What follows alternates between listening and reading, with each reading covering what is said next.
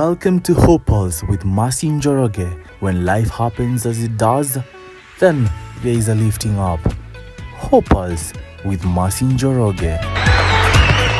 Welcome to HopePulse with Masi Njoroge. Our topic for today is from scars to stars. This is a continuation of our previous topic on repositioning. In the previous two topics, we were discussing about us, me repositioning myself, going through my healing, taking care of me so that I can be able to deliver and to start my life once more.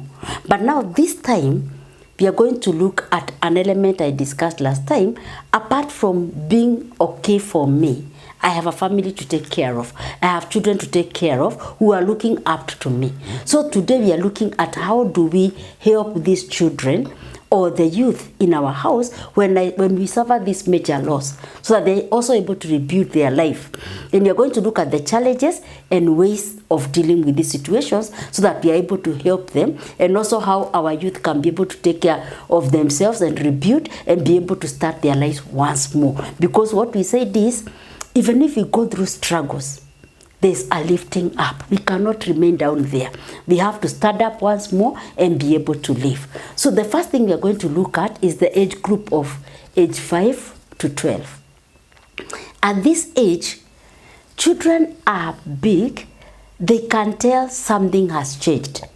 But despite the fact that they can tell, they don't really understand exactly what is going on. So you can lose like a parent. They can tell that this parent is absent, but even if you explain to them that they died or something, they don't understand what this death is all about. So the challenges that the children of that age encounter is they go through emotional confusion. They are feeling sad, they are feeling deep grief, but they don't know how to express it.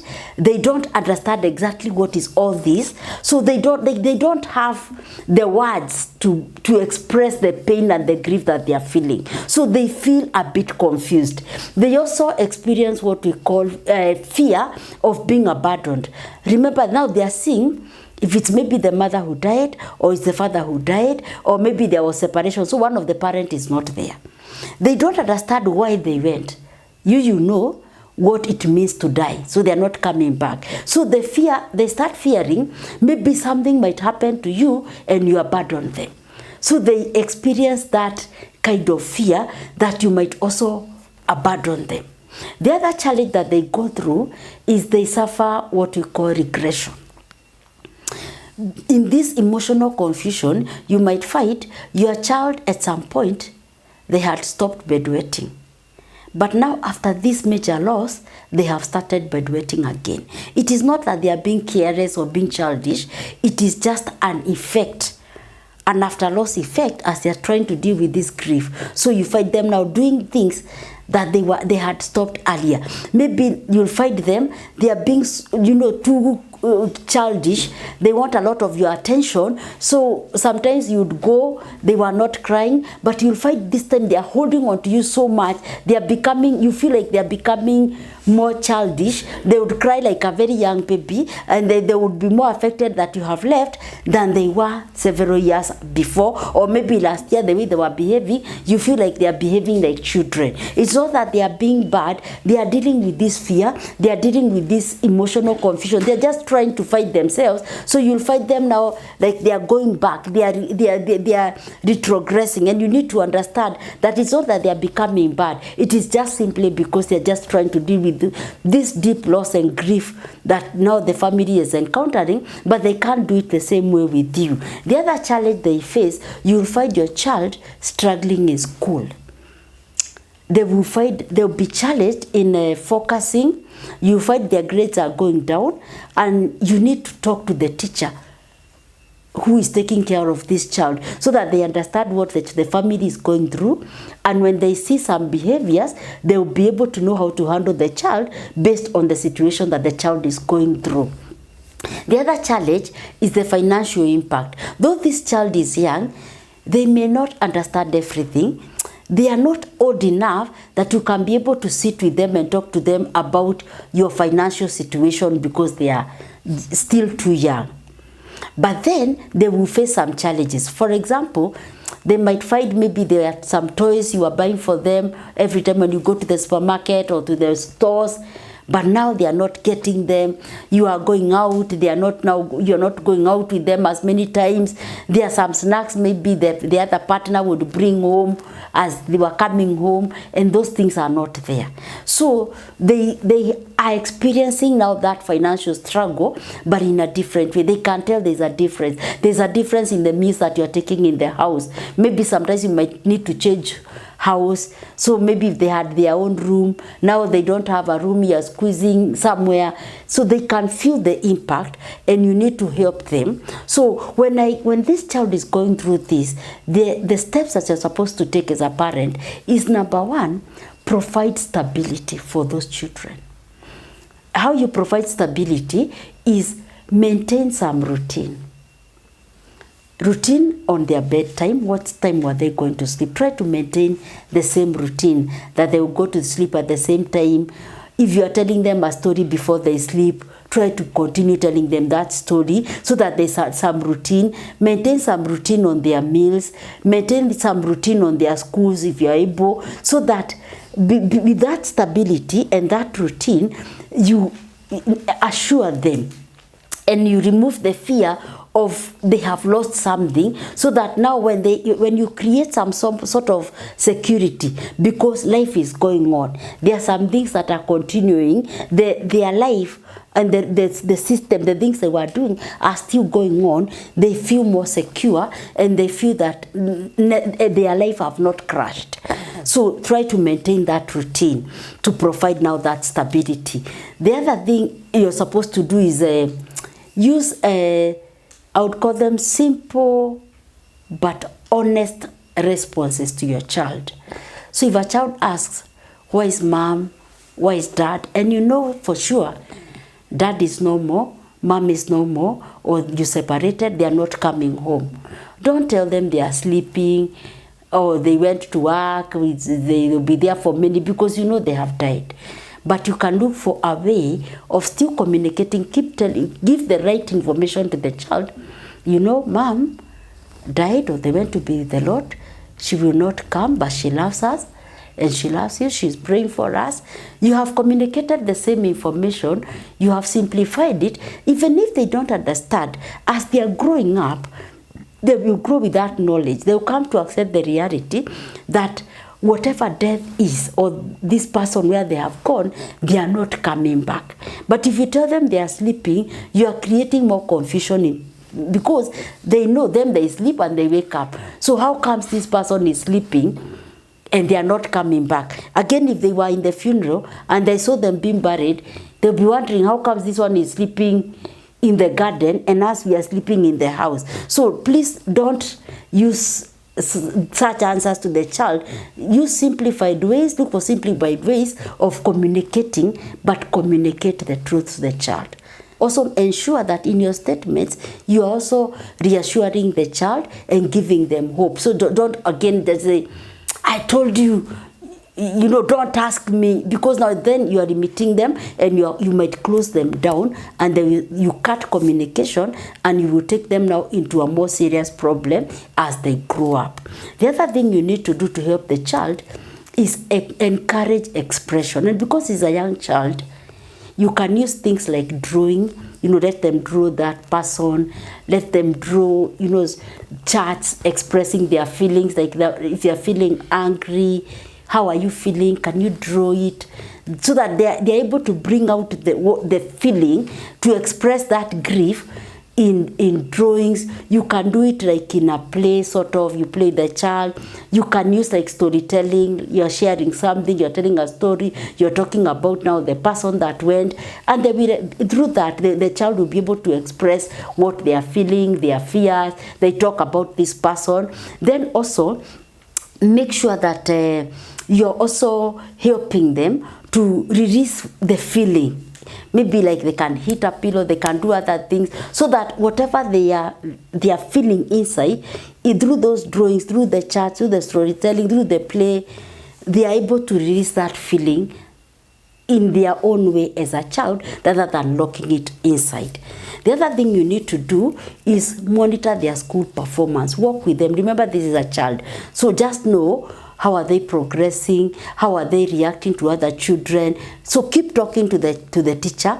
Keep talking to the people who are taking care of the child in school at that age, so that you're able to work with the child and you know at what point do I need to help this child? At what point do I need more support for this child? So that every time, every day as they are progressing, you can be able to tell from stage to stage how your child is progressing and how they are getting through the healing process or the grieving process.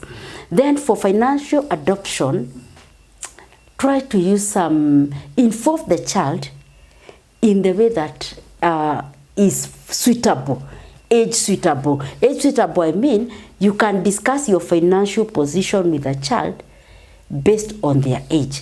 So this child, you can't start telling them you don't have money. They may not really understand what it means. Remember, already they are seeing the other person is not there. They are already suffering fear. They are feeling like you might abandon them or you are not very close. So what you do, you can maybe like discuss, today, the budget.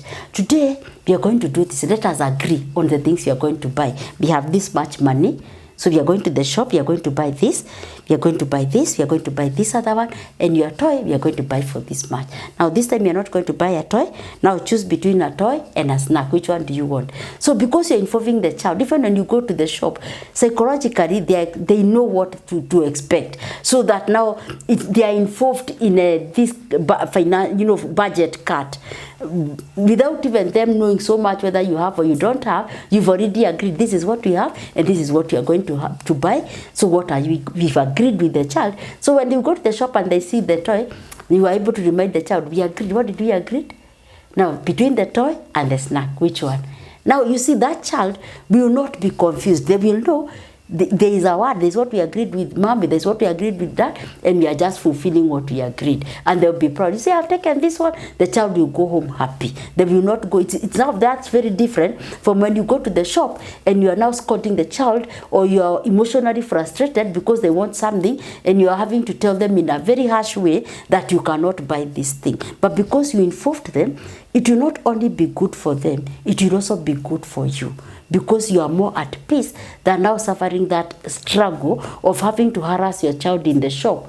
And psychologically, behind the mind, even as you shout to this child, you'll be feeling bad because you know, if maybe the father was there, or if I still had this job, I would have bought this thing for this child. So allow both of you that space to be able to go through this financial adoption to the current financial situation in a more simplified and in a more peaceful way. We go to the other age group of teenage. This is between the age of 13 and 19. Now, this child is still a child. But then, at this age, they understand everything. So they know what you have and what you don't have. They understand death, and they know the severity of death. So, for them, the first challenge they will suffer is they will suffer intense grief and anger. They know this person has gone. They know if it is divorce and there's separation, if they left that partner, they know what it is to be with a dad. They know what it is to be with a mom. So they will suffer real, deep and intense grief. And they will be angry with the dead person. They'll be angry with God. They'll be angry with themselves. They'll be angry with you, because they were trying to deal with this whole thing. And for them it is intense because they understand. As they do that, you'll find them acting out.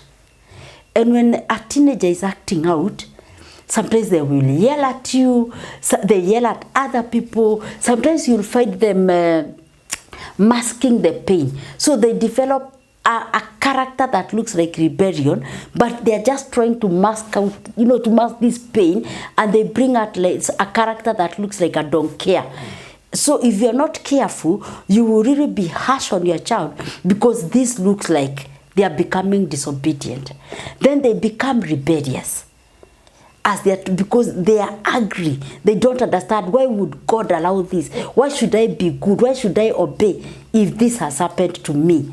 They will also isolate themselves or be isolated, because now as they are grieving, they might feel like They don't want to be with other people. They don't want to be out. So sometimes some days they'll be yelling at people. Some other times they are locking themselves in the room. They don't want to get out. Other times they are acting like they don't care. They are out in the shop. They are partying excessively. So they will, and these things because they move.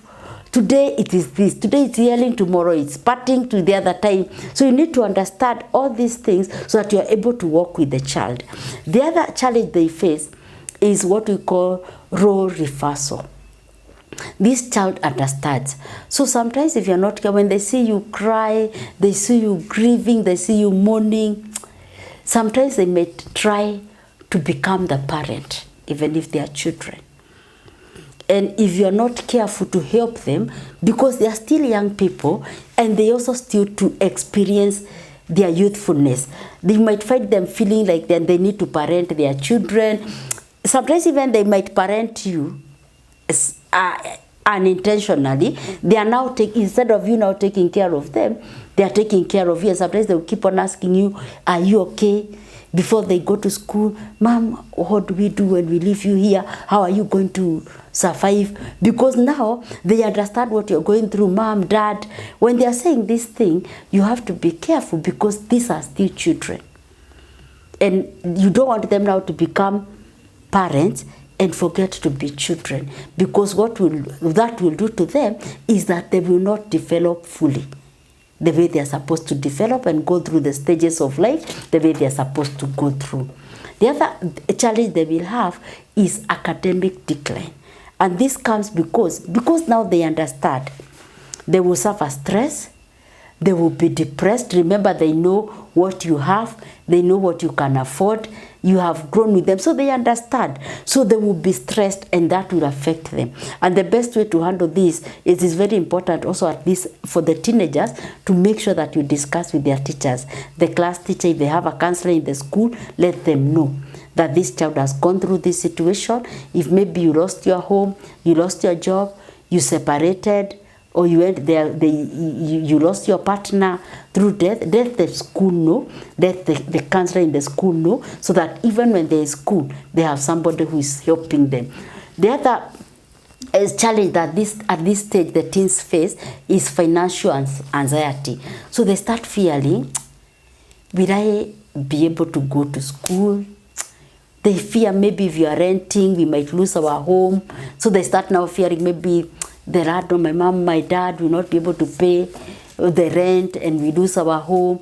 If they are not able to pay for school, will I be able to go to the university after I complete if we don't have money? So that anxiety now creeps in, and they find themselves now being so stressed because now they are carrying the financial burden, but now at their stage now, because they have all these fears, they start becoming very anxious. So at this stage, you really have to keep on reassuring them and affirming them so that they know, even if you really don't have anything, then speak hope to this age so that they know, I may not have right now. Even if you're talking to them, I'm looking for a job, I have this, I have applied for this, I'm waiting, I'm opening this business. Let them, express and speak to them hope so that they know something is going to happen. The other challenge they face is because of all these fears and all these anxieties, they engage in very risky behaviors. So sometimes they can get into self-harm because out of desperation. Remember, this is a stressed child. They are anxious. They are depressed at some point.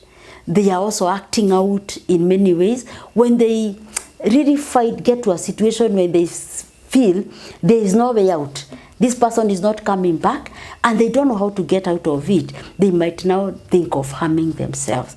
So you have to keep close contact with the child so that you know what they are thinking about, let them speak out their anxiety, let them express their anger, so that even when they feel like they want to harm themselves, they have a space to express it, and you're able to know and address it. The other risk is getting into reckless decisions. So you might find a child deciding, I'm not going back to school, I'm going to drop out. If they were doing something, they can even decide. You can find a child that just going and engaging in a very bad activity. It's not necessarily that they are bad. They are just trying.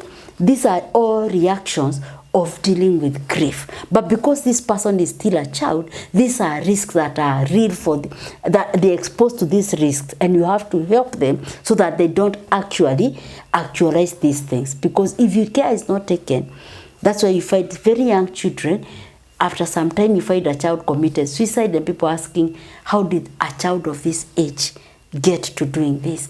It is because out of these anxieties, we have lost everything. It's looking like there is no hope, there is no way out. And because this person is only a child, they don't have now the options to say, I'm going to look for a job, I'm going to do this. So self-harm becomes a real risk that poses to the life of this child. So what do you do when you're going through such major loss? Because you're also suffering and you have to take care of this teenager. So the first thing is encourage open communication without judgment. Let them express their fear, let them express their anger, let them just speak out what they feel. And pray for the grace to listen. Learn how to listen to them. Listen without judging, listen without interrupting. Let them just express it. And sometimes when they yell at you, instead of yelling back at them, speak to them. I understand you're angry, you are annoyed, but I'm here. Ready to listen to you. Speak to me. Let them know that you are there and you are ready to speak, to listen to them. You are ready to communicate and you are not judging them, so that they keep on expressing, so that instead of the things they are feeling, that pain and that anger sinking into their hearts, into depression, they are able to bring it out, and they know that they have a space in you to express what they feel. The other thing you need to do, be very transparent in matters financial. Because remember, a 13-year-old to 19, they know you. So if you are not working, they know. If their father was taking care of most of the things, if their mother was taking care of most of the things, they already know. This is not a child. So you need to sit down with them and be open. But then even as you're doing that, remember again, you have to be conscious as much as they understand. It is not the same way you can express the same financial situation to an adult who is 25 years. So you will be very open to them, but you also be conscious of their age. But it's good to tell them, now this is the situation we are going through. And for us to be able to reposition, to be able to align our things, or for me to be able to continue paying and doing this, there are some adjustments we are doing. It is not that things are very bad, but we might need to change our home from this home to this home. So they will ask, why are we moving to this estate? Probably the estate now you're telling them to move, it's the one they didn't like. And they felt this is not a good estate to be in. But when you explain to them the reason why, you will be able to work together, and they will even support you because they are mature enough. They can understand what is happening. When you explain to them why this has to be done, they will even give you ideas of what you can be able to do. So be very transparent. They are young, but they are also not very young. You can be able to discuss with them and come to an agreement on what can be done. This is what we have. This is what we are going back to school.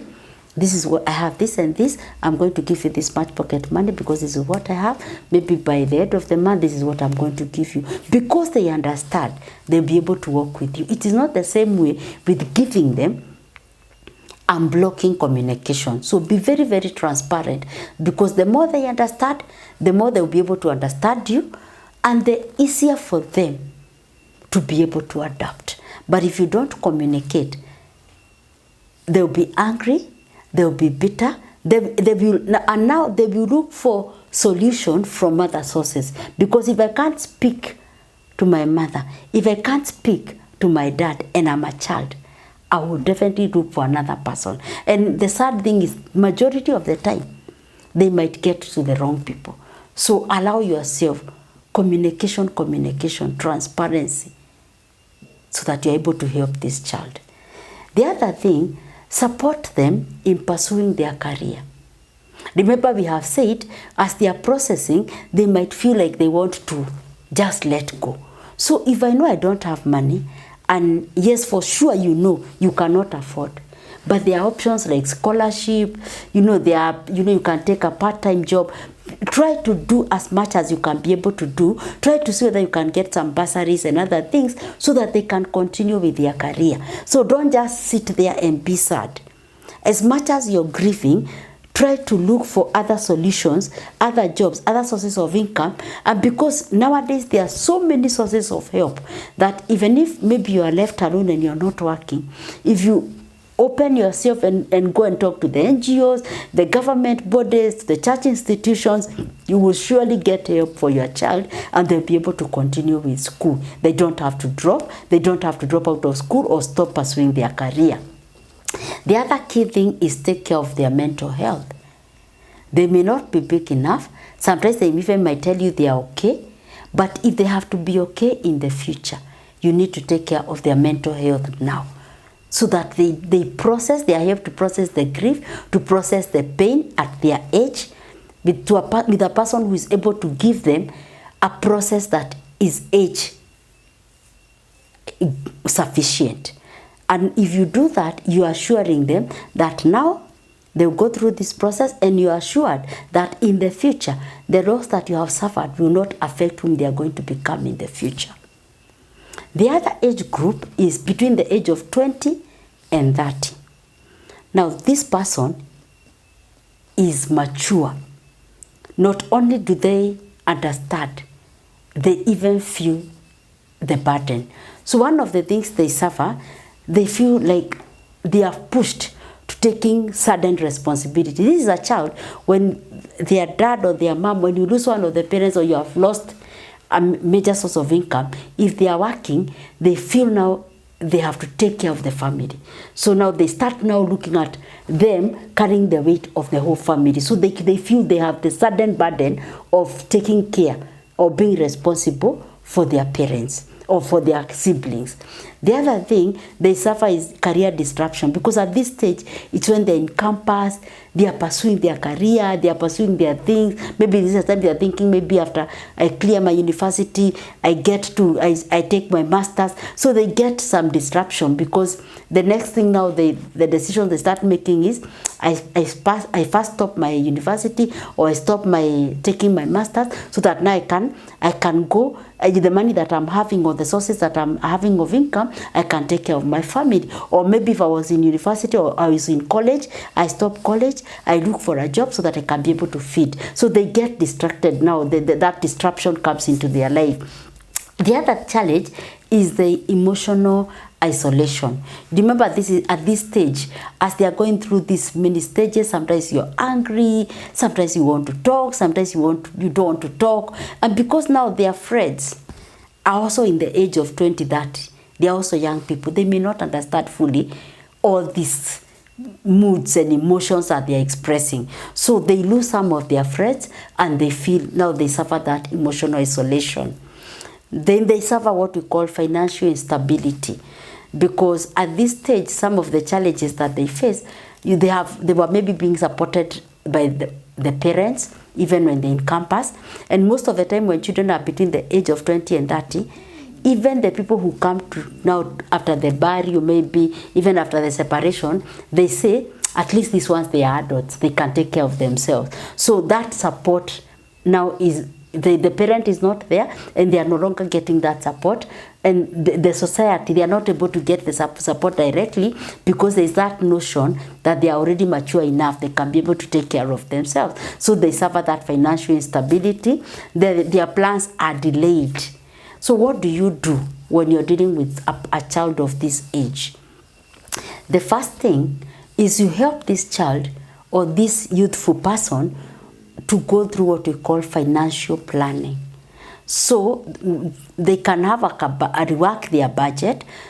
Maybe they had rented a house in a certain place, and because now you're going through this struggle, they might need to change that house to another so that they have money to pay for their rent, and they can be able to continue paying. If they were still going to school, they were in campus, they can be able to pay their school fees and still be able to take care of a few things if they want to support their siblings. They might need, maybe if they had taken a loan to buy a car or to buy something, because now at 20 and 30, sometimes they are working or they have some business, they can restructure if they have a facility so that they get an extended period, so they have an extra coin to take care of their siblings.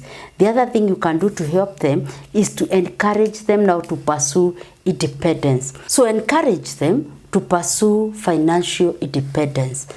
They, instead of looking at who will help me, who will sponsor me, who will do this, they can now look for other financial strings, an online job, a side hustle, business. They look for things that they can be able to do, so that right now they are suffering, but in the future as they expand the strings of their income, they will be able to become more independent, and they can support their siblings, they can be able to take care of themselves without having to depend on anything or any other person.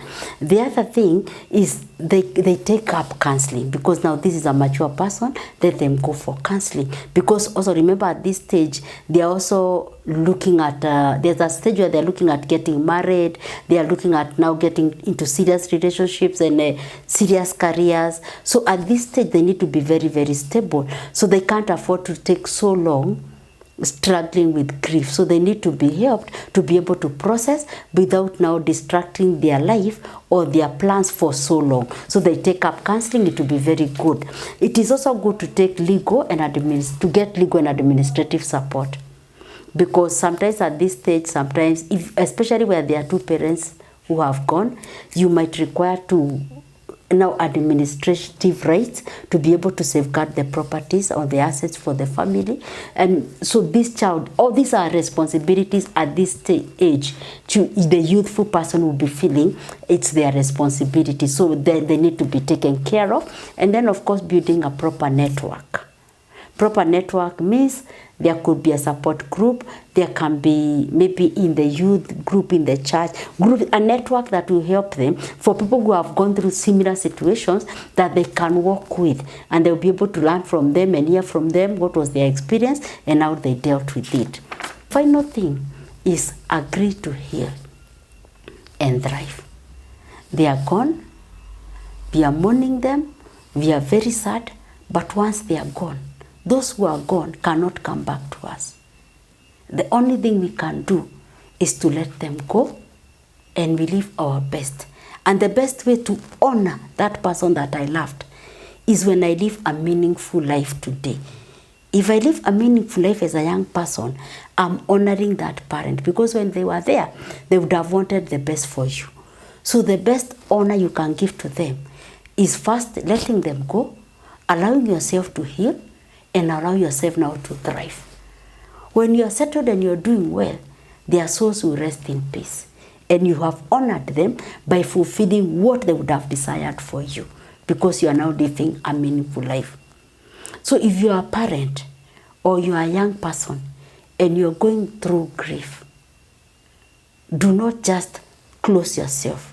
And if you find yourself in a situation and you're not able to, please seek for help. We have counselors, we have people in financial advisors, we have our pastors, we have our referents, we have our seniors, even in age, that can be able to work with that. And when you do that, you'll be able to stabilize. And remember, we said, no matter how deep the pit may be, there's a lifting up. All I need to do is to agree and believe that I can rise again. And finally, remember, we said for you to take care of your children, you must take care of yourself. So as you're helping them to process, remember, taking care of yourself is the first step to taking care of your children. Thank you very much. See you next time, and remember to keep that path of hope. Bye-bye. When life happens as it does, then there is a lifting up. HopePulse with Mercy Njoroge.